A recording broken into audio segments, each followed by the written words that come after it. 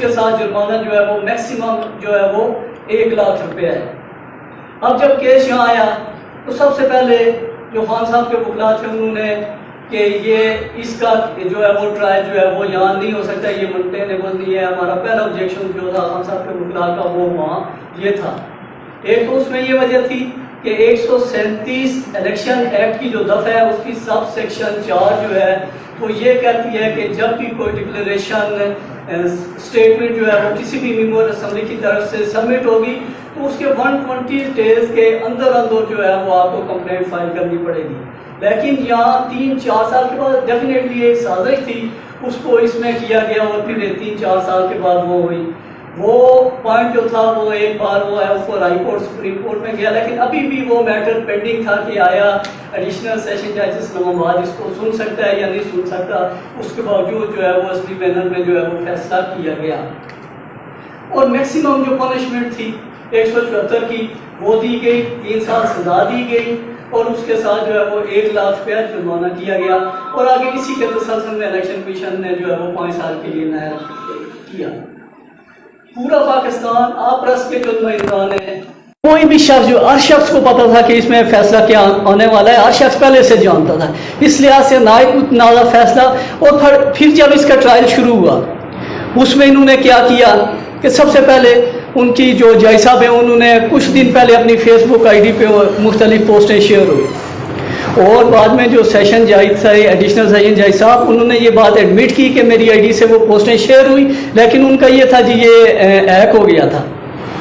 اب کیا کیا گیا، ایف آئی اے والوں نے یہ کیا کہ ابھی ریسنٹلی بھی آپ نے دیکھا ہوگا کہ وکلا کو حسین خان صاحب کے وکلا کو بھی اس بارے میں بٹھائے رکھا ہے، ایف آئی آر چاک کر دی۔ ہم اس چیز کی بھی مذمت کرتے ہیں کہ وکلا جو ہے ان کے ساتھ بھی جس طرح کا یہ اب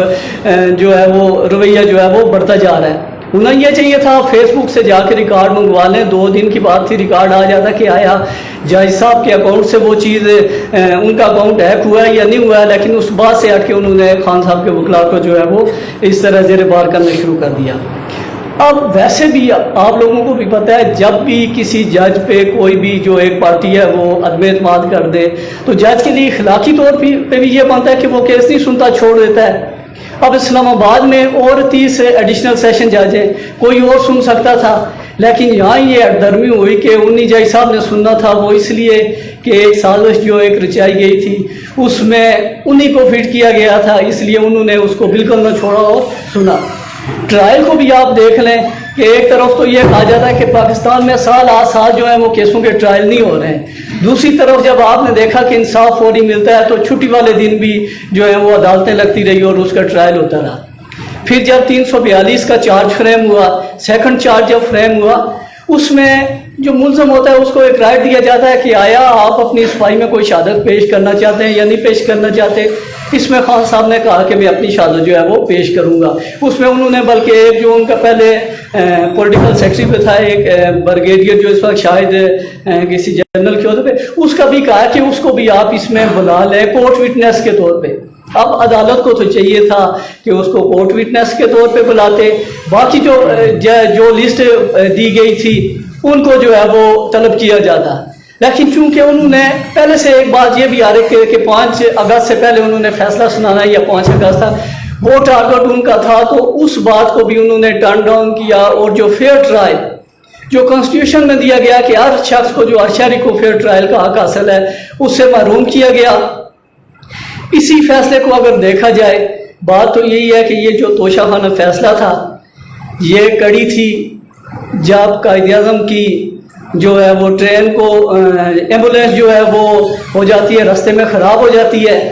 یہ کڑی تھی۔ لیاقت علی خان کو جب مارا جاتا ہے پھر اس کا بھی نہیں پتہ چلتا، یہ وہی کڑی تھی جب ذوالفقار علی بھٹو کو پھانسی دی جاتی ہے۔ یہ ایک پری پلان جو ہے وہ ایک سازش جو ایک عرصے سے پاکستان کے ساتھ 1947 سے چلی آ رہی ہے اور اس وقت تک چلی آ رہی ہے اور آگے بھی یہ چلتی رہے گی، یہ رکنے والی نہیں ہے جو حالات بتا رہے ہیں۔ یہ وہی سازش ہے، وہی کردار ہیں اور آگے جو ہے جن کو آگے اس کا نشانہ بنایا جاتا ہے وہ ہر بار جو ہے وہ بدل رہے ہیں۔ اس لحاظ سے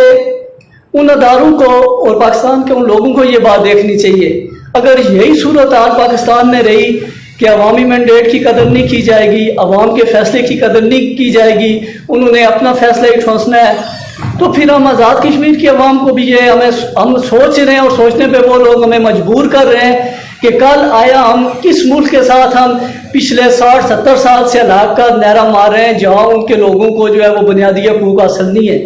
تو یہ چیزیں ان کے لیے لمحہ فکری اور سوچنی چاہیے. کم از کم اگر یہی روش رہے گی تو پھر بڑا مشکل ہے کہ ان فیوچر ہمیں شاید اپنے فیصلوں پہ نظر ثانی کرنی پڑے. اس لیے یہ بات وہ دیکھیں.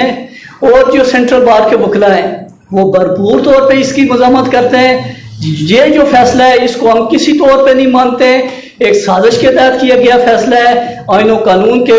خلاف جو ہے, مغایر جو ہے ان اصولوں کو پس پش